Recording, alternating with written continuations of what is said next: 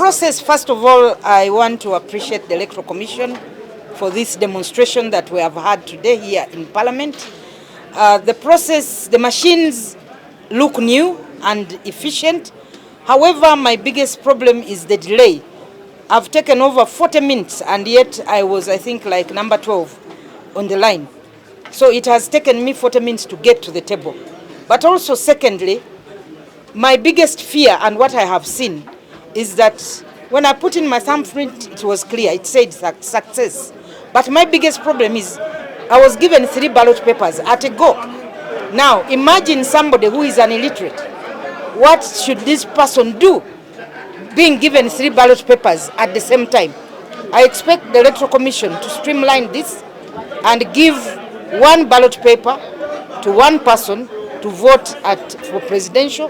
Then there should be somebody after that to give me another paper for a direct member of parliament and then the woman MP.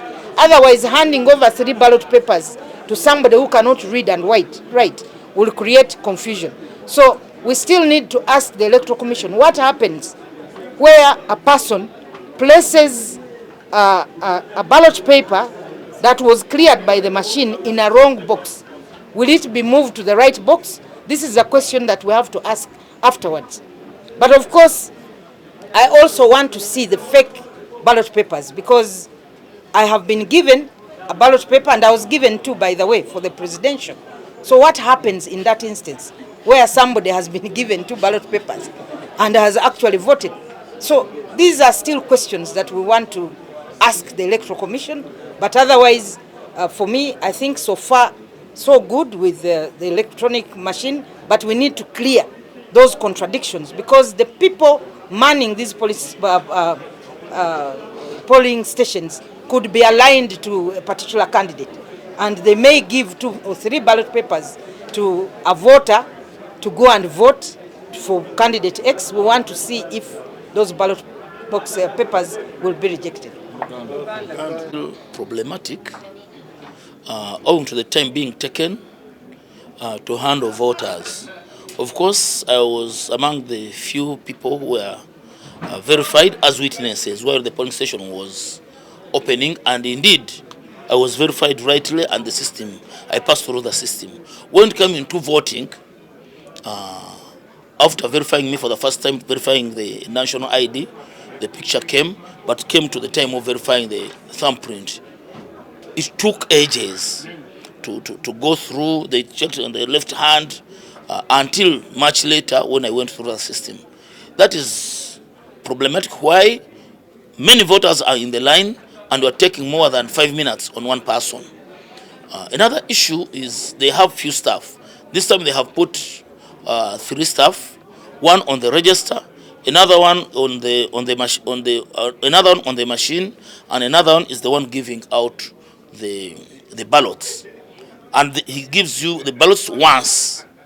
The president, the direct MP, the constituency MP, and the woman MP. It is going to be confusing, whereby people are going to end up mixing the ballots. The one for president, they put it into the box of the women, or the one for women put it into the box of the president, and vice versa. So I think they need to increase on the staff which are going to be at the polling station. And lastly, they are not so much clear about the distance. And you see this distance from the polling station has been so much disturbing all the voters. Other people are saying you should go home. Others are saying you should be, because the law says 20 meters away from the polling station to be able to be following. The other day, the CDF was saying, go home. The Attorney General was taking corners when he came to Parliament. We have tried to ask them, they are not so clear. So I think they need to come out and they communicate what the law says. That the law says 20 meters from from the polling station.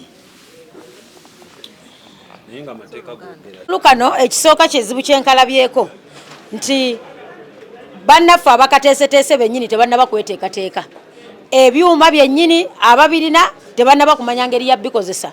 Tubabuuzizza ebibuuzo nti obuuma buno bwe muleese singa busanga erinnya ly'omuntu nga tusobodde mu verify nga bwenteekako ekigalo tekireeta, bwenteekamu first tereta nti ngodda wali wabbali.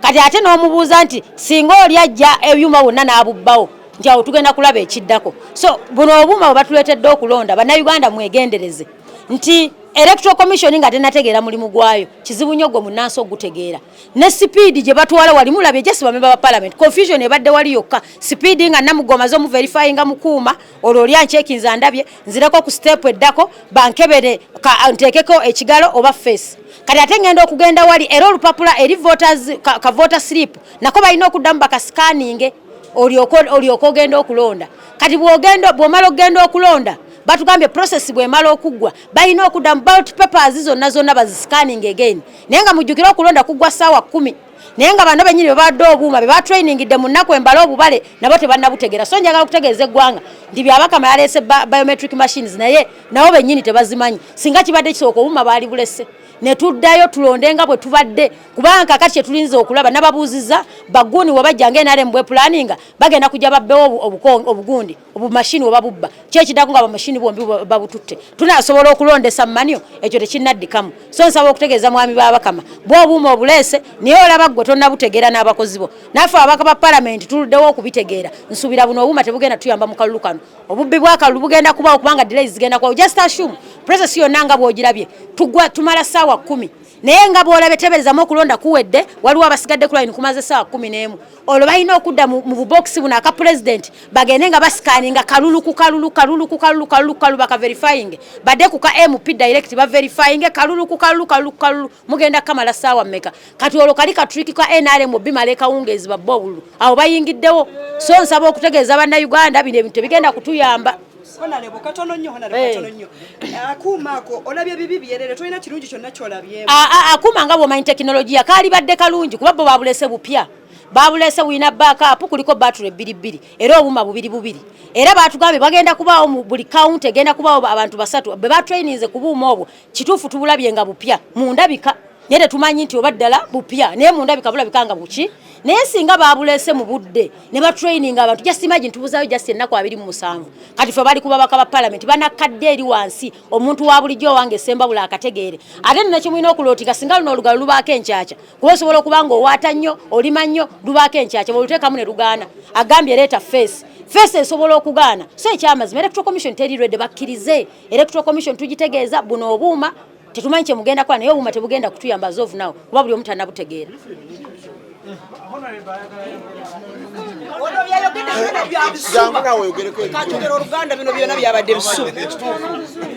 Really impressed. I'm impressed with the new voter registration, voting kits, because what I liked about them is that they are not using the internet. So even if you're in Karamoja, you'll be able to vote without being verified by the internet or being clogged down by lack of internet. And the other thing I liked about it is they have backup battery. So whether it loses its battery, somebody will be able to continue charging it. I did not come with my national ID, and I just wanted to see if they can find me without a national ID. Everything came through that machine. I could see myself, my village, my polling station. And also the only confusion I can see is getting 3 ballot papers at the same time. For the people who are illiterate, reading directly elected MP and then woman MP, they may get confused. Because the other one, they gave it to me in hand, so you can tell this is the presidential one.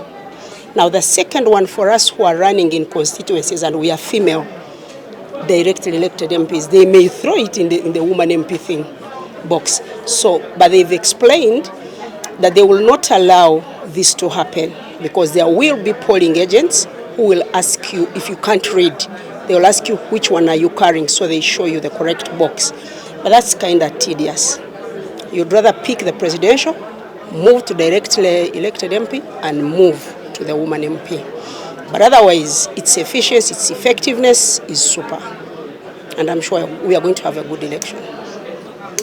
Kati oyagala mbaza Oluganda? Kati kambaza Oluganda.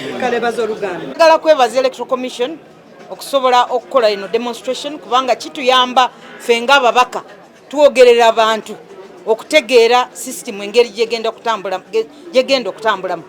Naye kyendabyemu wabaddewo maze kumpi dakika 4 nga ninze mu line ate nali namba 12 mu line. So dakika 4 okutuuka ku meeza ku bantu 12 bantu bameka abagenda okulonda oba tuli slow bwe tutyo. Ekyokubiri kyendabye machine ekola bulungi nnyo kubanga ngenzo okulaba obupapula bwonna bye bataddeko ku machine egambye clear, ekitegeeza nti bibadde bituufu. Naye kati ekizibu kyendabye nti nafunye ballot paper 2 eza presidential candidate kati era n'envotinga bonna mbutaddemu. So njagala kulaba electoral commission empadde bupapula 2 ono presiding officer bajja kulondamu emu nti eno badde enfuuwo oba. Ekyokubiri kyendabye omuntu bamuwa mpapula 3 eya president endala ya member of parliament n'ew'omukyala. Njagala kutegeera omuntu baba teyasoma omuwadde bupapula 3 ekya president ekya member wa parliament omukyala ne mubaka direct. Kati bwe nkwate ya president nenjiteeka mu box ya member of parliament bwe baba bagenda okubala banajjamu eri ya member of parliament bagize eno kubanga machine yagiyisa dda. Bino bye njagala okutegeera. Naye biri ballot papers ziri ze bawa abantu 2 3 ekyo nakyo njagala kitegeera. Machine eneesobola okulaba nti ono yalonda mirundi 2 kubanga abo kitegedde.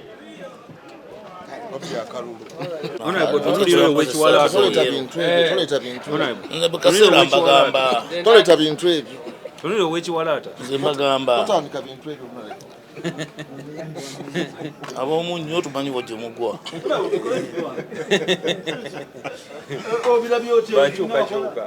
Bikyalimu obuzibuzibu obudde buweddeyo. Okusookera ddala tetutegeera lwaki bakendezza staff alina okubeerawo ng'agaba obukonge. Ffe nga badiringa n'abantu baffe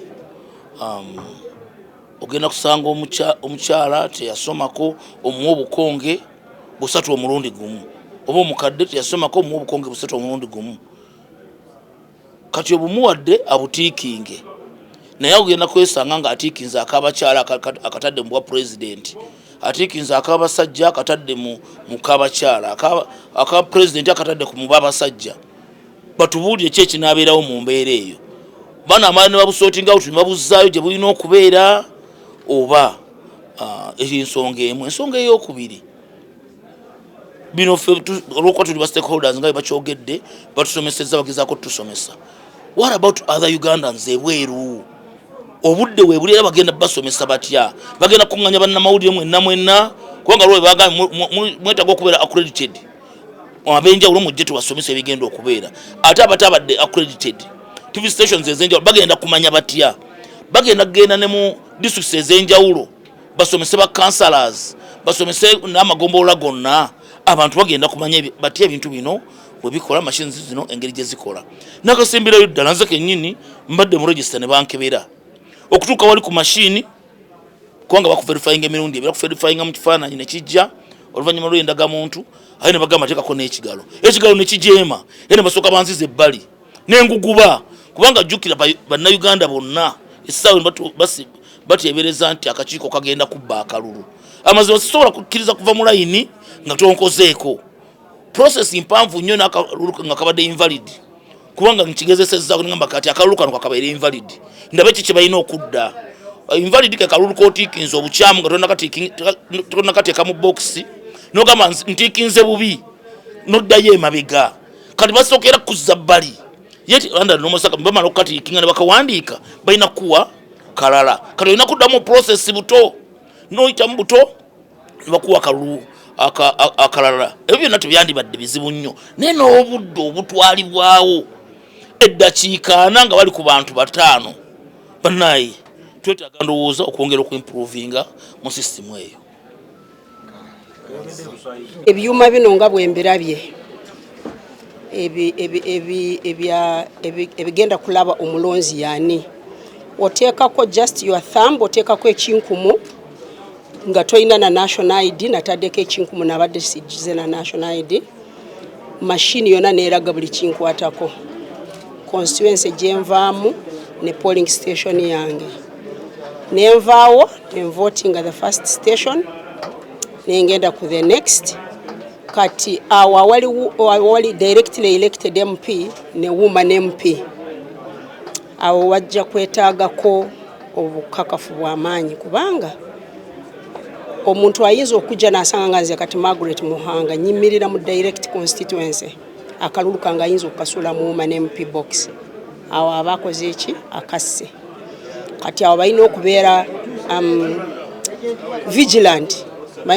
vigilant ne balaba mbu akalulu koopiikinza ako kubanga obututte busatu at once aka president kikofiira aba yeeraga tolina kyona kyogambako okuteeka wali ku kikofiira kati n'otambula n'otuuka ku the next awo twetaagawo akalulu bakaweereze kali kamu ogende ku direct oveewo ogende ku woman MP nga kali kalulu kalala naye ku butwalo busatu omuntu ayinza okufunanga confusion omuntu atasobola kusoma ayinza okufuna confusion. Sarah. Oluswayiri?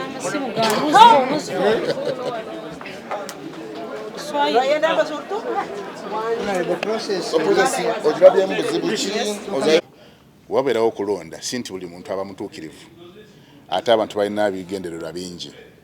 Waliyo oli n'agamba bwe mbasigenda ayitamu wakiri tufiirwe buli mwakole ki afiirwe. Polling station egenda bano obuuma bubiri. Akuuma kano akamu bwe kaba nkafunyemu obuzibu kali akala kagenda banga backup banga kayambako kati mu ngeri nti omuuma bubiri babubbye tekigenda beera kyangu kubanga bugenda beerawo security era obuuma bugenda banga buli gadded bulungi kubanga omuntu kyangu nnyo okujja n'akwata obuuma bubiri n'adduka nabo nga bwe tulaba nti omuntu ajja n'asamba ekibokisi obulu ne buyiika eri ne tugamba nti ayi polling station kikoze tugikansolinze. Akuuma kano oba obuuma buno obubiri tugenda kumakinga sure nti omuntu wa bulijjo tomala gabutuukako kubukola kikububba kisoboka n'ate tugenda because naffe tukisuubira nti abantu bajja kufuna ekirowoozo ekyo nti waakiri kambubbe buno obuuma obubiri nziruke akolo kakole ki kayiike. So neera tukubiza ne bannayuganda etuba tugenda mu kalulu si kufana kuwona bw'otuuka n'olabanga ebintu ebitambula bulungi kkiriza process ekole ki etambule. Bw'obanga waliwo okwemulugunya kwonna kw'olina genda mu relevant authorities weebuuze bakuyambe. Bw'olanga waliwo kyotategedde tandikira ku polling station because tulina ba polling officials kino ne kino nga sikitegedde. Bw'obanga tebakuyambye odde waggulu kwa olunaku tulina kye tuyita complaints desk ekifo kye tusaawo ng'abantu basobola okusaawo okwemulugunya kwabwe. Genda eyo ne okozesa gana amaanyi nti kankole kino oba ffenna tofiirwa tekikola naye naffe tubeetegekedde abantu bwe batyo. Kyova olaba tugamba nti bw'obanga okulonda kugenda mu maaso eyo distance ya mita 2 butujagala ogituwe tetwagala buli muntu kubeera ku polling station yawo kubanga si nti buli muntu atuukiridde etuno kikkiriza. Kati polling station eyo tugenda beerawo ne polling constable nga bw'abeerawo bulijjo naye ne bana abalala bennyini nnyo tuba trainings nti mwegendereze nnyo abantu ate jjukira waliwo ne security egenda banga ekola ki police erawuna. So teweetantala nolowooza nti ojja kikola oveeremu awo era polisi etteeka bwe likwata ng'olina byokola ate totandika complaining oba kwemulugunya naye nga ffe akakiiko tukimanyi nti waliwo abantu abayinza okukozesa omukisa ogwo okujja bonona obuuma oba babubbewo era nga ekyo kyo tukitegekedde tumanyi tekijja kubaawo. Ababaka bagamba ebintu nga post election verification bigenda kutwala obudde bungi bwemukulabako olunaku olumu lunamala kubanga wano tukoze ku babaka 300 okuva ku ssaawa nga 5 paka ssaawa nga 8 awo ate nga jjukire ebaddemo tubadde twogera bingi okulaba nti bakola ki bayiga wali kasito tutandika akuma ne kakkiriza omulonzi asooka tugenda bano obudde bonna okumala buli kimu mu budde zigenda oweera ssaawa ekinene nnyo ssaawa ndooza ng'emu nga process ewedde ey'okulonda president the members of parliament at each and every polling station. Ekyuma tekirina gwe kigenda Ghana. Akuuma kano nga bwe nagaka tekinologiya ow'omulembe aliko nti bw'otuukawo ekyuma tekijja kugaana. Ekyuma kijja kugamba obanga oli mulonzi wa polling station eyo, amanyanga oli mulonzi wa district eyo, kijja kugamba tolondera wano naye olina okulondera wa kikulage okola ki wolondera. Bw'ojjanga tolina binku mu byo oba kyayononekolwa kuba buloka kulima ensonga nyingi nnyo, tugenda kwesa engalo zo 10 oziraba tulabe nti tukukola ki tukufuna. Bw'obanga tulina ngalo zo zine 10 tugenda akuuma kaso tugira kata ko face yeyo kalina obuvumu technology eyo esobola okurecognize nga face yo ne katulaga nti ono mulonzi ki wawan tosobola kubanga oli mu register physical register ate nga mukuma tolimu. Ekyo tekisoboka kubanga ekiri ku register kyekiri ne muki ne mukuuma. Teri agenda ekyuma kikurejectinga era kijja kulaga kijiza okurejectinga nga toli mulonzi wa district eyo. Naye obanga oli mulonzi mu district eyo kijja kulaga wokola ki wolondera. Ensonga ya DR forms wabadde zinatambula zitya bo banafunako abeesimbyewo banafunako copies oba kiri mu mateeka ekyo kyo kiri mu tteeka nti okulonda kwonna bwe kuba kugenda mu maaso bwe tutuuka nga tumaze obubala obululu buli agent wa candidate kyo kyatteeka alina okufuba okufuna DR form a copy. So omuntu akutisatiisa oba n'akulimbalimba nti tolina buyinza oba lukusa kufuna ki DR form. Buli candidates agent ku polling station agenda funa DR form.